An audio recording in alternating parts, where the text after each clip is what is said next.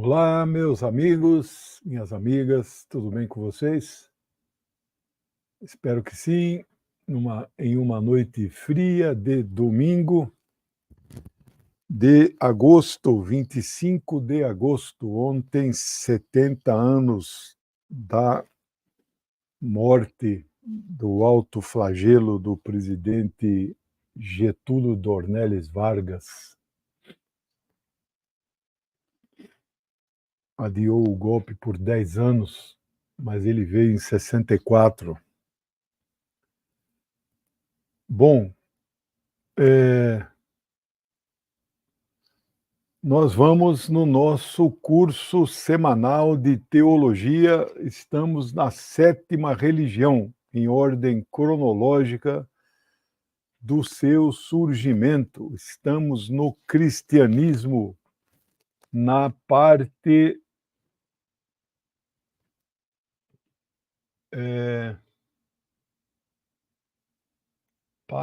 5, ou estou enganado? E 5, parte 5. Por que que o cristianismo vai ter mais partes que outra? Budismo e judaísmo e hinduísmo foram 4 partes.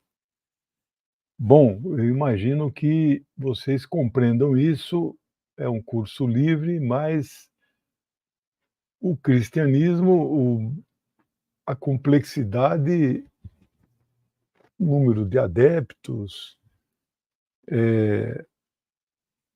uma série de razões. Eu hoje vou falar do segundo grande cisma da igreja. Aula passada falamos do primeiro. Hoje falaremos do cisma de 1054. É um cisma muito importante. Criou a Igreja do Oriente, a Igreja Ortodoxa, ambas são católicas. E na aula que vem, a parte 6, eu falarei do cisma de 1517, que criou as igrejas protestantes. Então, só aí já são 6 partes. Eu fiz com o judaísmo e o budismo, eu fiz uma aula, os conceitos fundamentais, mais ou menos 20 conceitos, em uma aula.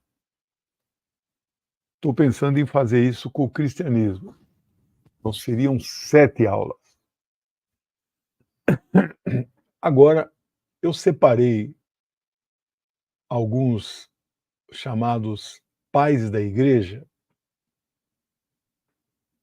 são 20, e estou na dúvida se falarei de alguns, ou mesmo todos, ou se não falarei de nenhum. A minha tendência nesse momento é não falar de nenhum. Porque iria incumpridar muito o tema da religião cristianismo, né? Que ainda teremos pela frente uma série de outras variações do cristianismo, que não é uma nova religião. Por exemplo, eu pautei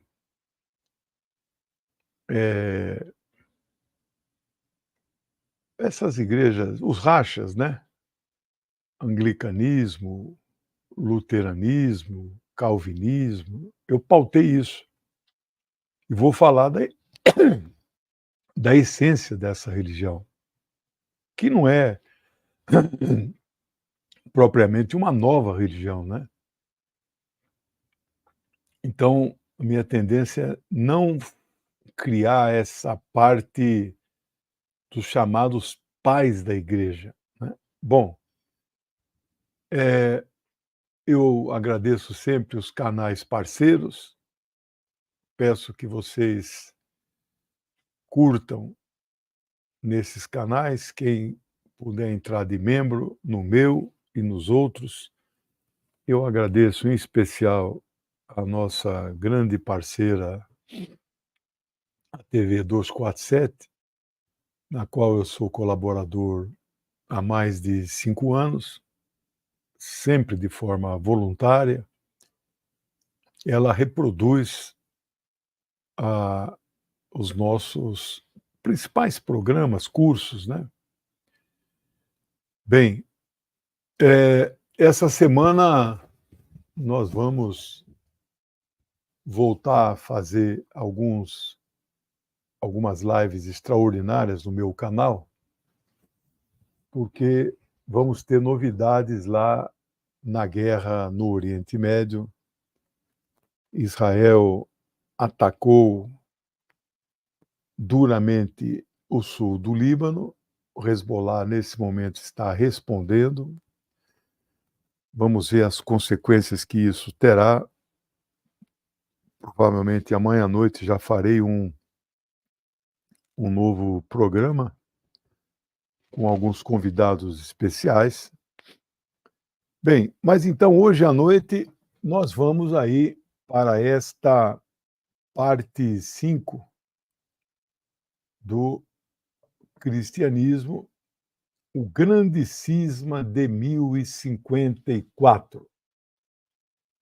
Quando eu estive em Damasco em 2013, em uma visita, 2013 ou 14, não me recordo, em uma visita de solidariedade ao governo da Síria e ao povo sírio,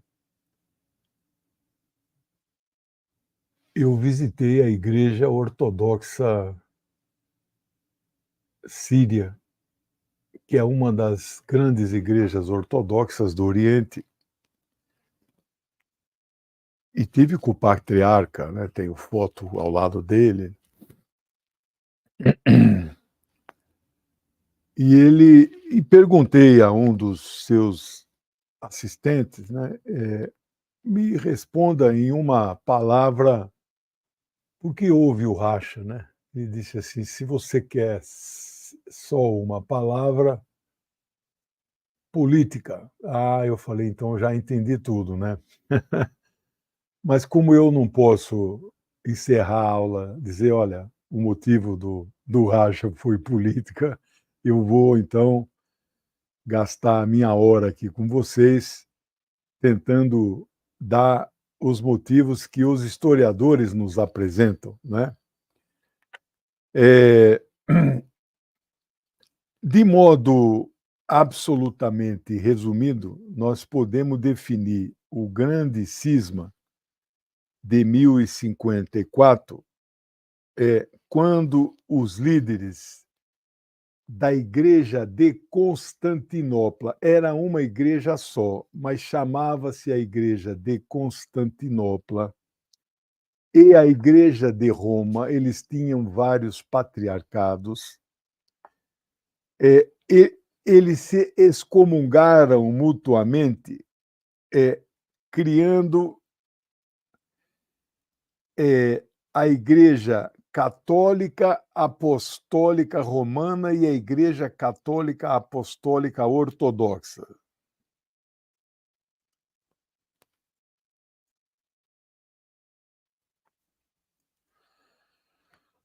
Algumas fontes cristãs ocidentais costumam denominar esse episódio como cisma do Oriente, entre aspas. Mas esta definição está imprecisa. Pois, na verdade, foi um racha bilateral. Os dois lados racharam. A melhor forma para nós definirmos é simplesmente o cisma de 1054. Na verdade, eu uso a palavra racha, não é apropriado. aqui no Brasil a gente usa rachou o partido tal, rachou o sindicato, rachou aquela corrente política. Não, é cisma, né? Já vimos no cisma de Constantinopla, na aula passada, as origens da divergência nunca foram bem resolvidas, porque isso dizia respeito à natureza de Jesus, se monofisista ou bifisista, se ele tinha uma natureza ou duas naturezas, divina e humana ao mesmo tempo ou divina e humana separadamente, né? Ao final da aula, eu anuncio os amigos que possam ter feito contribuições ou entraram como novos membros, que é a melhor forma de ajudar o nosso trabalho, né? Bom,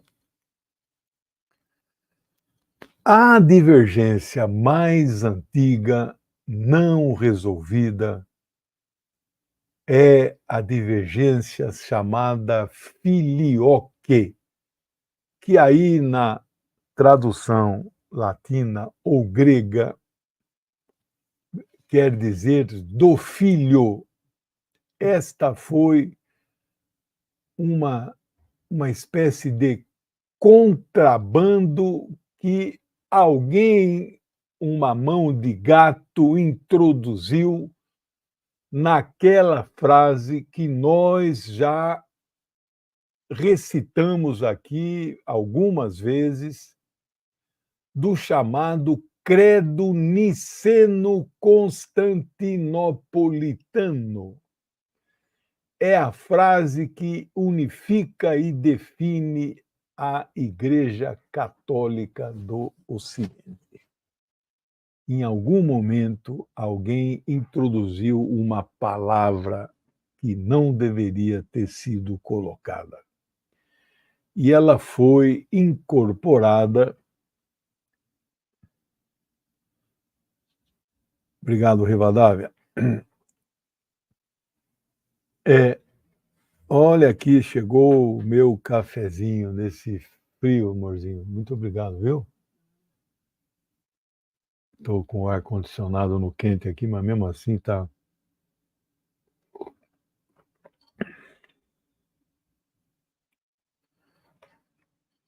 Aqui assim, o credo niceno-constantinopolitano dizia assim: o Espírito Santo procede do Pai. Ponto final. Na versão latina, alguém acrescentou e do Filho. Essa polêmica perdurou. Os bispos do Oriente jamais aceitaram isso. O Espírito Santo só pode proceder do Pai e não do Filho. Bem, vocês sabem que eu não tenho crença nenhuma em nenhuma divindade. Tenho lá minhas dificuldades de entender Pai, Filho, Espírito Santo, tudo numa mesma coisa. Mas aqui eles dizem, é tudo a mesma coisa, né? Mas o Espírito Santo não pode descender do Filho, só do Pai. Tá bom. Isso, aí a Igreja do Ocidente diz que pode sim do Filho e o Oriente não concordou. Isso mexe com dogma, né? Bom, e vou listando outras divergências para nós vermos que as coisas vão acumulando até chegar em 1054. Havia uma divergência também em relação à Eucaristia.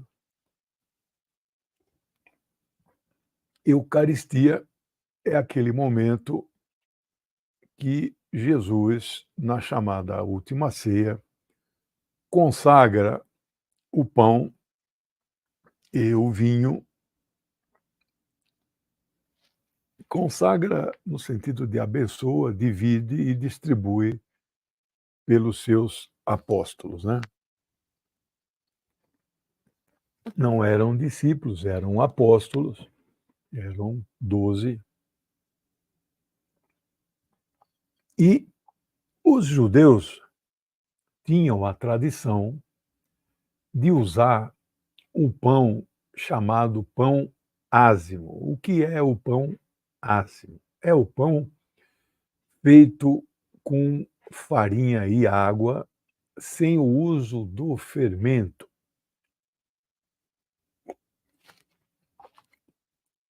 É o pão sem a fermentação.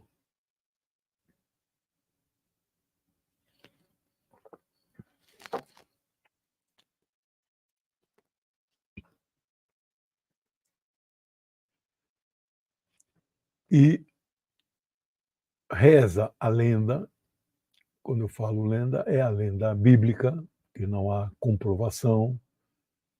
Quando eles fugiram do Egito, da sua escravidão, lenda, não houve escravidão judaica no Egito, não há nenhuma prova histórica disso.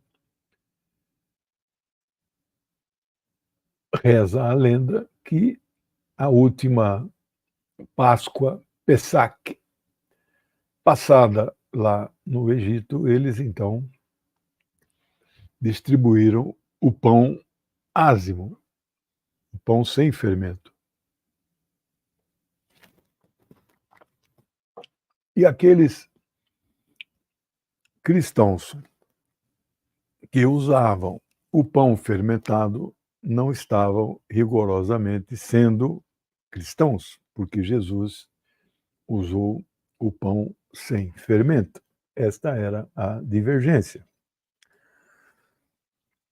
Havia ainda a divergência sobre o papel do Papa e a sua primazia sobre a autoridade jurídica e pastoral sobre as duas igrejas que eram nitidamente divididas, né? Então começava a haver uma contestação sobre a autoridade papal sobre a Igreja do Oriente, apesar de ser uma só, já se iniciava a contestação deste poder jurídico.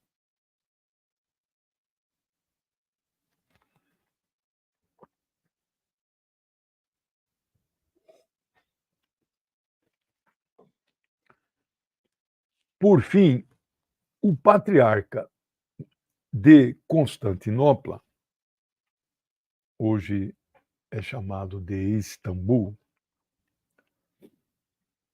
se ressentia de ter pouco poder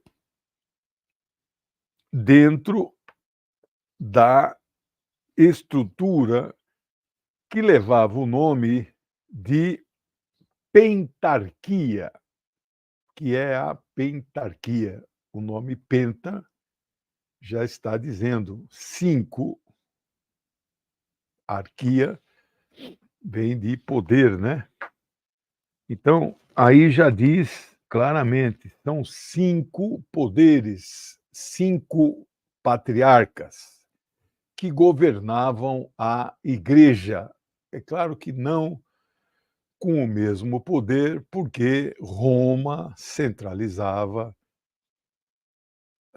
onde o primeiro Papa, Pedro, sobre ti erguerei a minha igreja, que foi Pedro, e ele foi para Roma, né? Então, as 5, né, os 5 patriarcas da pentarquias eram Roma, Constantinopla, Alexandria, Antioquia e Jerusalém. Jerusalém. Então aí veja, aqui era uma mistura, não é, de impérios que já tinham sido, o macedônio, né, de Alexandre, o grego, macedônio, o grego é praticamente a mesma coisa, o romano, então aqui se falava o latim e o grego, né. Posteriormente,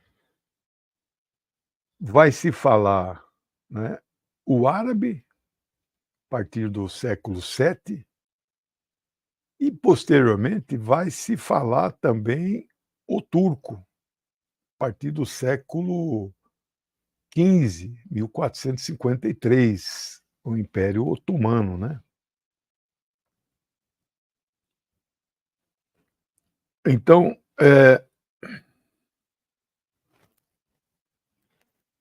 quem estabelece essa pentarquia foi o imperador Justiniano.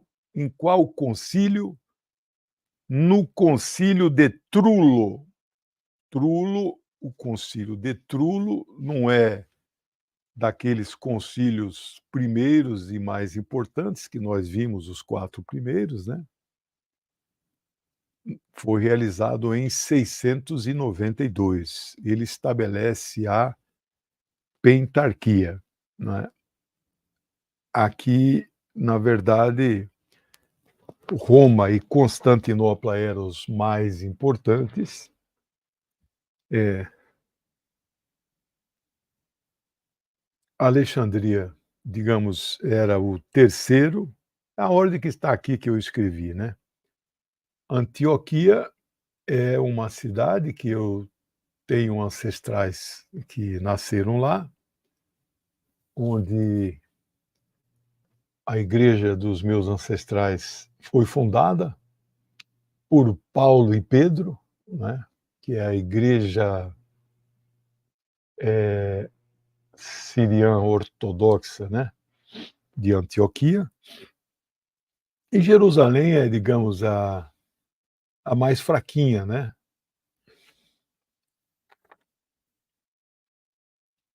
Quando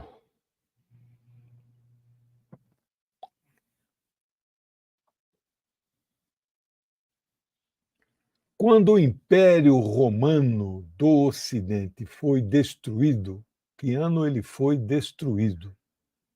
No ano de 476. Quando que ele começa? Ele começa mais ou menos em 110, antes da Era Comum. É, a capital do Império Romano do Ocidente, como ele foi destruído, ele é jogado para lá para o Oriente, passa a ser Constantinopla. Aquele Império Romano do Oriente vai durar mais 1000 anos. O do Ocidente é destruído pelas tais invasões bárbaras, né?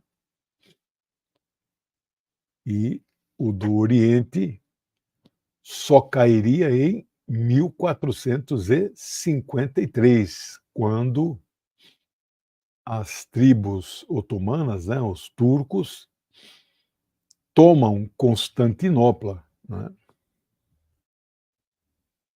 O Oriente permaneceu fiel herdeiro das ideias e tradições ocidentais, fiel às ideias e cultura da língua latina e grega. Aqui a influência helenística era claramente sentida.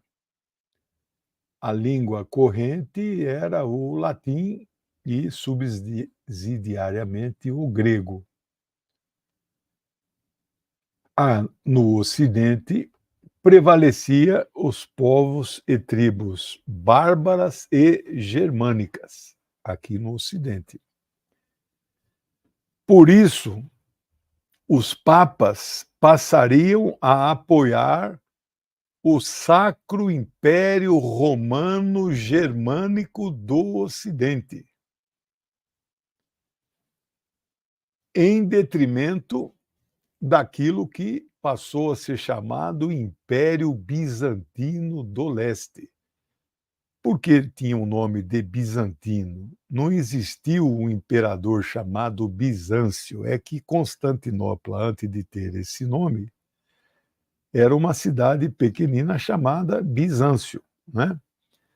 Depois, em homenagem ao imperador Constantino, ela virou Constantinopla, simples assim. A Igreja do Oriente, que é a Igreja de Constantinopla, respeitou a posição de Roma como capital do império e sede central do papado da Igreja. Então, já não existia mais o Império Romano do Ocidente, mas Roma ainda era a sede da Igreja. E o Oriente respeitava esta sede, onde lá ficava o Papa. Então, Constantinopla tinha a figura de um patriarca, mas não o Papa. O Oriente sabia que Roma não aceitava a subordinação da Igreja a um chefe secular, que ocorria na Igreja de Constantinopla, que era chamada de cesaropapismo. Esse é um termo que a gente já explica aqui logo, né? A igreja de lá do Oriente aceitava a subordinação a, a um poder temporal. A igreja do Ocidente não. Ao contrário, ela exigia a subordinação do imperador a si, a igreja.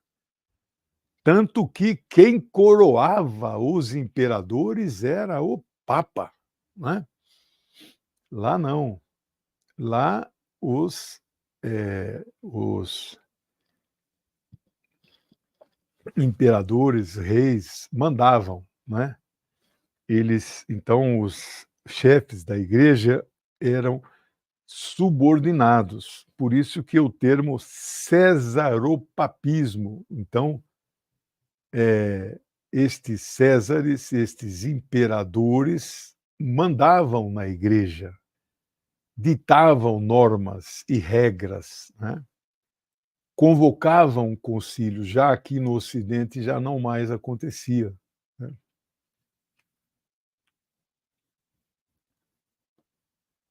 Do século IX,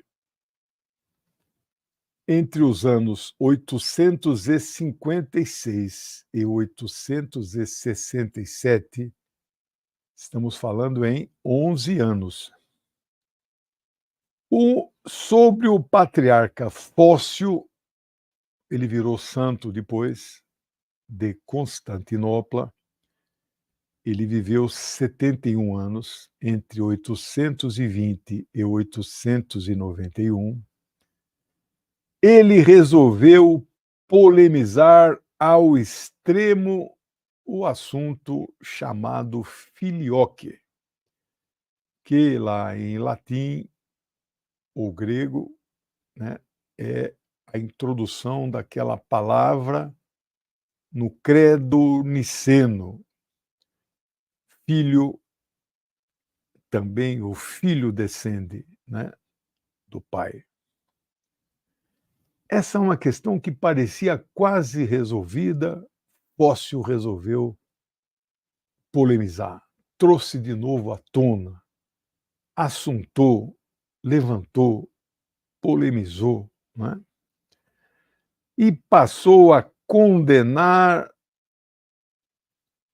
o acréscimo desta palavra na versão latina e taxou-a como herética. Aí as divergências passaram a ser de natureza dogmática, que passariam a comprometer de forma irremediável a já frágil unidade da igreja, né. Então, já não andava boa esta unidade, ele então levanta novamente este assunto com muita força, a coisa vai ficar muito frágil. Mas elas ainda vão piorar. Quando, 11 anos antes do grande cisma, em 1043, o patriarca de Constantinopla, portanto a mais alta autoridade religiosa católica, Miguel Cerulário, ele que viveu pouco, entre 1005 e 1059, portanto, viveu 44 anos, mas fez um estrago. Ele encabeçou uma disputa política, como diz nosso amigo lá da Síria, uma disputa política e teológica com ninguém menos que o Papa da época, Leão IX. Leão, que também viveu pouquinho, 52 anos, ele que nasceu em 1002 e morreu em 1054. O tema central deste debate, além da questão filioque, não é, a palavra que foi acrescentada, era também a do pão ázimo, ou seja, a hóstia consagrada que era servida aos fiéis, que estava sendo servida a partir de pão fermentado. Isto era uma heresia para estes que tinham a compreensão que não poderia, em hipótese nenhuma, comer este tipo de pão fermentado. Ou seja, vejam o grau da, né, da disputa. No ano que ocorreria o cisma, 1054, o Papa Leão IX enviou seu legado papal. O que é um legado papal? É um emissário do Papa, com todos os poderes do Papa. É mais do que um embaixador. Ele tem plenos poderes. É como se o Papa pessoalmente viajasse para Constantinopla e materializasse lá em Constantinopla e tomasse a decisão que fosse, seria a decisão do Papa. Ele é o seu representante perante quaisquer nações estrangeiras ou perante qualquer localidade da própria Igreja Católica em todo o mundo. Tem todos os poderes sobre os assuntos de fé e sobre os assuntos eclesiásticos. A missão do legado papal de Leão IX era claramente repudiar Cerulário. E seu título, que ele mesmo havia lhe atribuído de, abre aspas, patriarca ecumênico, e insistir para que ele reconhecesse Roma como a sede central e a mãe de todas as igrejas de todos os patriarcados.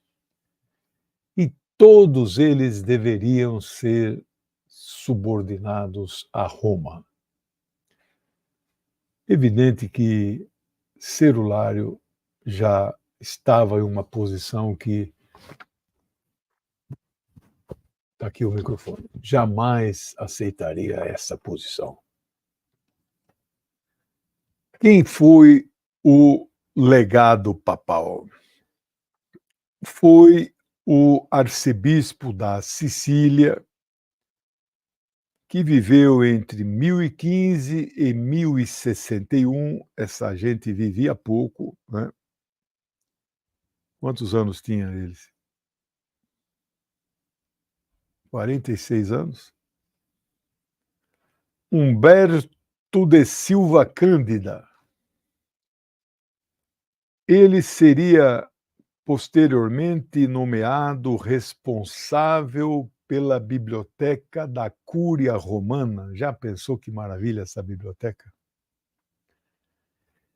E acredita-se, supõe-se, ter sido dele a lavra, a autoria intelectual, a responsabilidade do decreto papal que impôs que, a partir de 1059, ele morre 2 anos depois, todos os papas deveriam ser eleitos pelo colégio cardinalício, ou, como queiram, colégio de cardeais. Veja, cardeais é uma invenção posterior da igreja. Não existiam cardeais na época da igreja primitiva, né? Eram bispos. Nem arcebispo existia, eles inventaram, né? E aí, os primeiros papas eram eleitos pelos padres, pelos bispos, né? Aí agora só cardeal é que vota.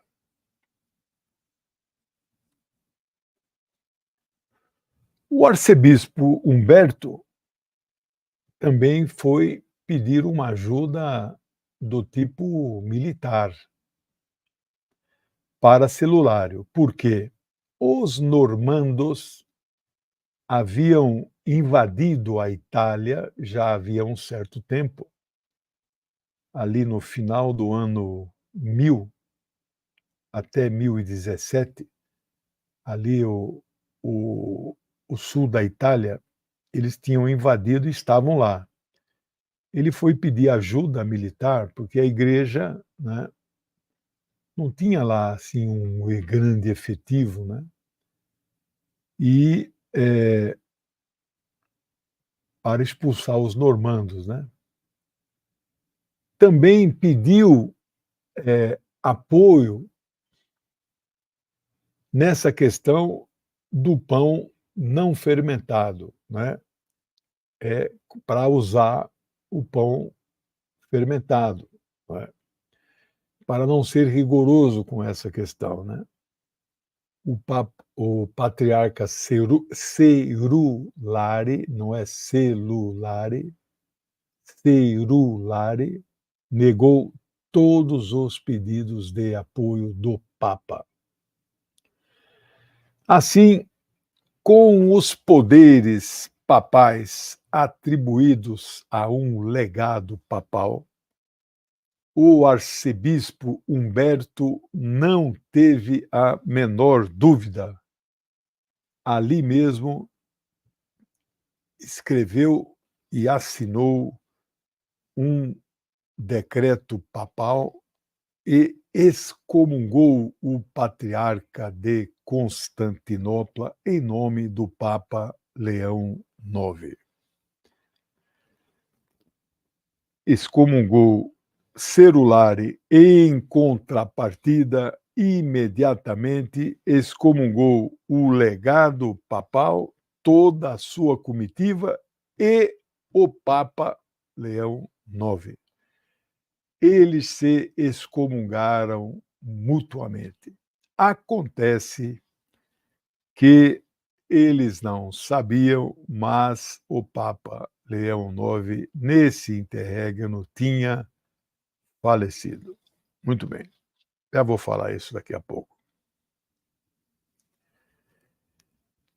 Há ainda outra divergência que nós não podemos deixar de mencionar. Então, aqui é uma pequena aula resumida de um pequeno professor de sociologia, curioso de religiões, que está aí trazendo algumas curiosidades, não vai resolver todas as dúvidas, mas com certeza algum, alguns assuntos relacionados ao grande cisma vocês nunca mais vão esquecer, né?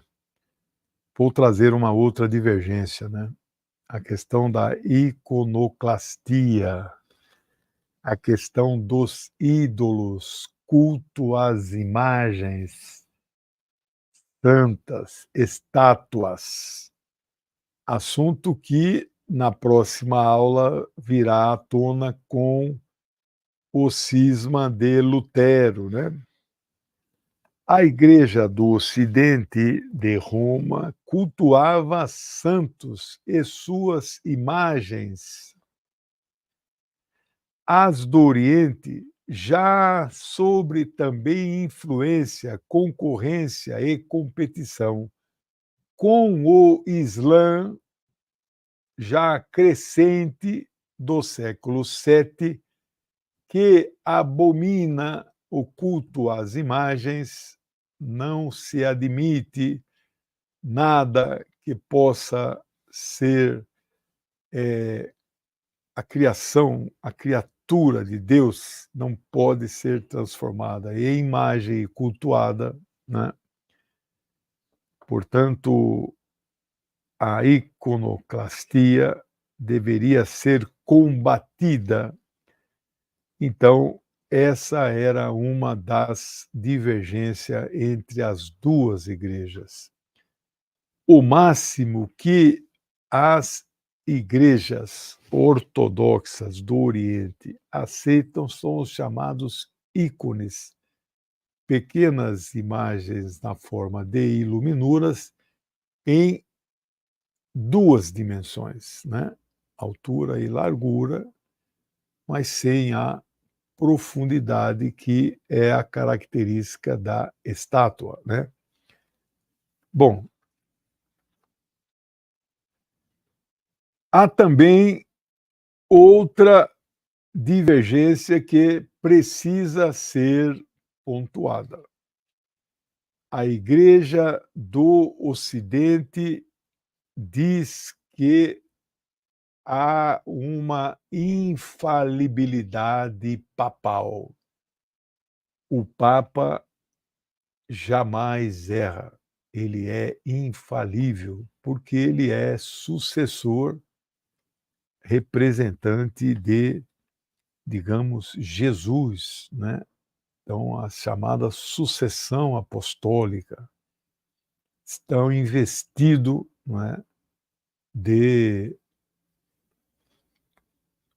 a igreja original de Jesus, qual é, né? Ontem em São Paulo, minha esposa é protestante e minha cunhada é católica. Voltando de São Paulo ontem, levamos minha cunhada na igreja lá na Zona Leste, a igreja é muito bonita e eu brinquei lá dentro do carro, né, para gerar uma provocaçãozinha, é sempre bom assim.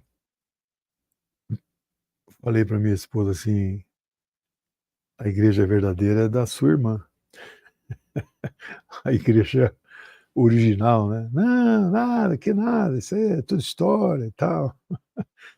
A irmã ficou feliz, né, com a minha. É, rigorosamente é, né?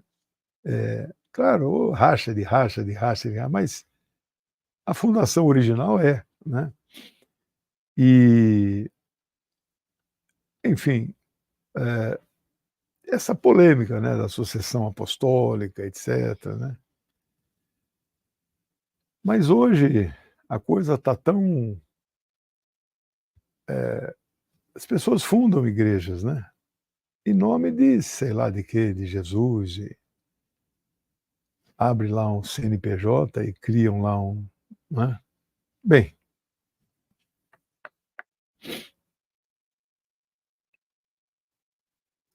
a igreja do Oriente, o patriarca não é infalível, então não tem essa infalibilidade, né. Outra divergência, eu falei aqui dos primeiros concílios não ecumênicos, não é aqueles 4 primeiros. Antes disso, houve 5 encontros. Um deles definiu o celibato. A Igreja de Roma adotou o celibato para os seus sacerdotes e para o clero em geral, não é só para os padres, bispos, arcebispos e cardeais. Na Igreja do Oriente, não há o celibato e todos os clérigos podem constituir famílias. Bom, isso antes do racha já estava consolidado. Então você veja que já estava sendo construído 2 concepções de igreja. Então, o racha de 1054, com aquelas 2 excomunhões, é apenas uma data simbólica. Ela já vinha se separando e não aconteceu quase nada a partir daquele momento, e demorou muitos anos para consolidar definitivamente 2 estruturas organizacionais, né. Eh, Outras pequenas divergências, né, os ortodoxos não acreditam no conceito do chamado pecado original. É aquele que todos já nascem com ele e, portanto, precisam daquele batismo inicial, né, que a Igreja Católica Romana faz com os bebês, né, a revelia deles. Eles não podem decidir, não são consultados, né. Eh, Aí vou falar então da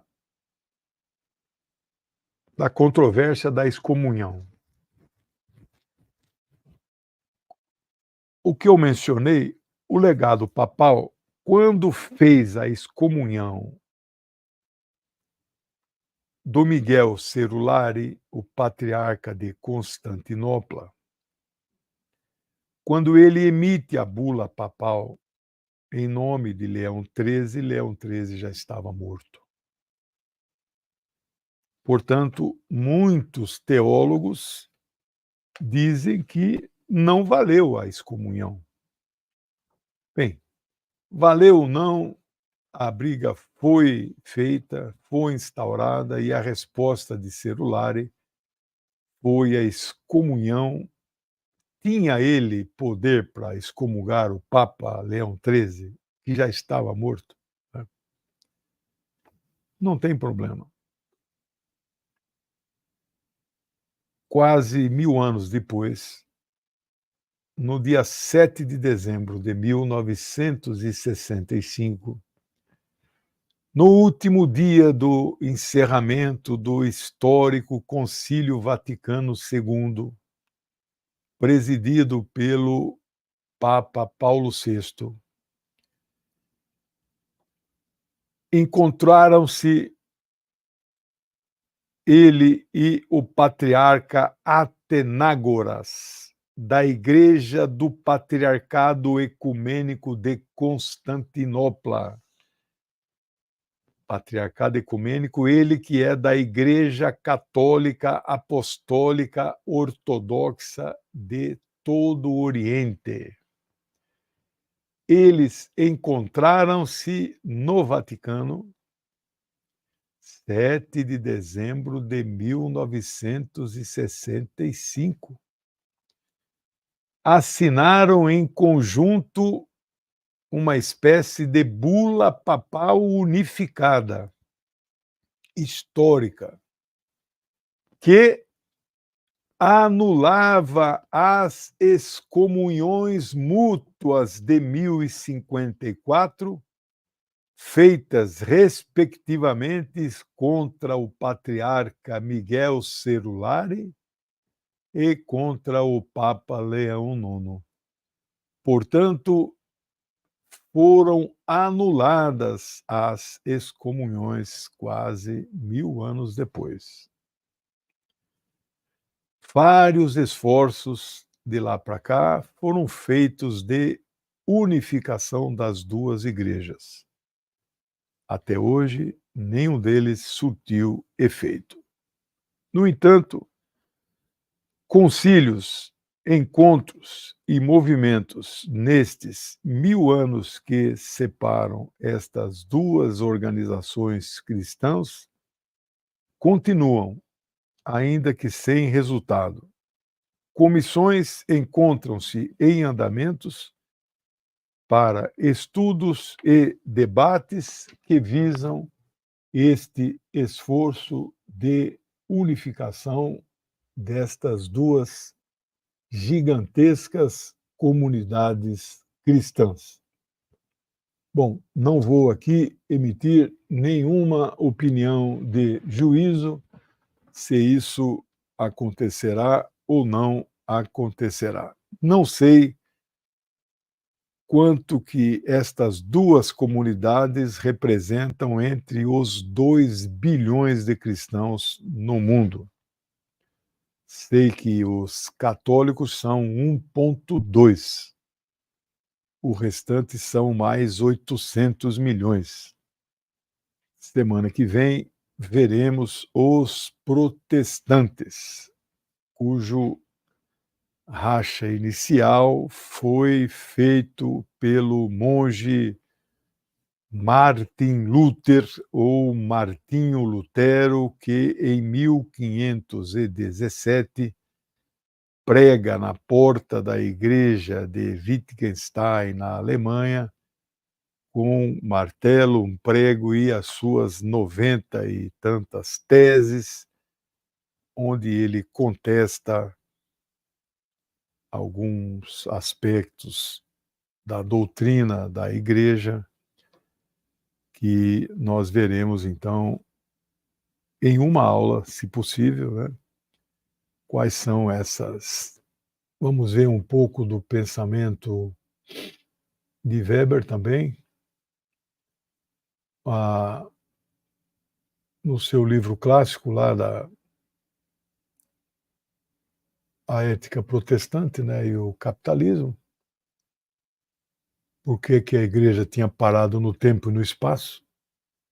O feudalismo já quase não existia mais, um novo modo de produção já estava se desenvolvendo e consolidando, que era o capitalismo, e a igreja ainda vivia condenando o lucro, condenando o juro, etc., né? Então, aquilo que nós materialistas chamamos, né?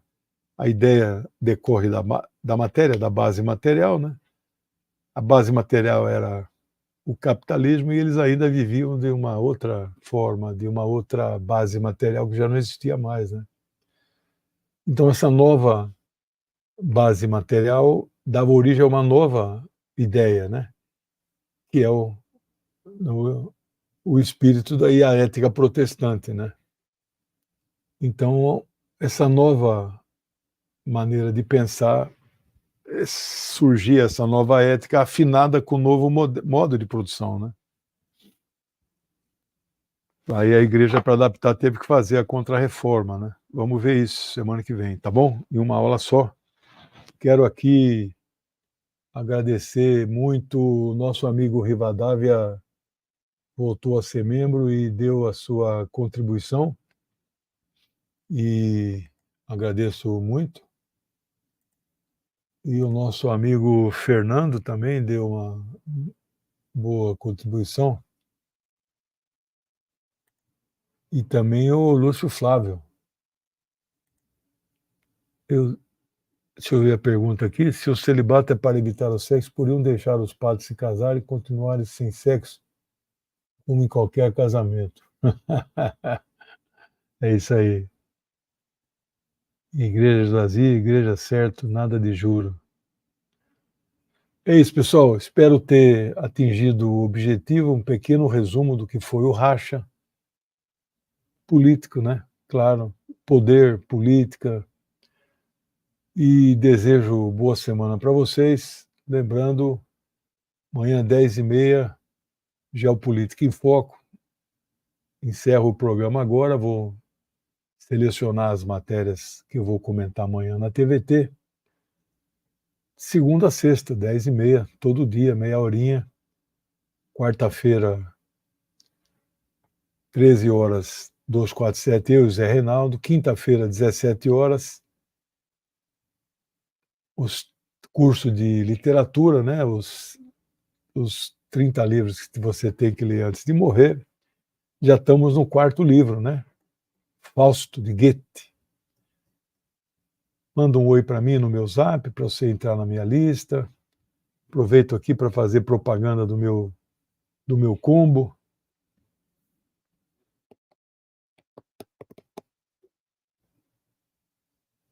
Manda um oi para você entrar na minha lista de zap. Eu vou fazer uma promoção experimental essa semana.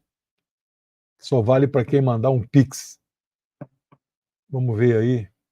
Eu estou com um pequeno probleminha no meu site. O PagSeguro está com problema na plataforma, não sei por quê. Então, quem comprar um livro por Pix vai ganhar o frete grátis. Vamos fazer essa experiência aí e ver se funciona, né? Bom, pessoal, boa semana para vocês. Obrigado aí pelo acompanhamento. Espero que tenham gostado da aula. Beijão. Tchau. Até.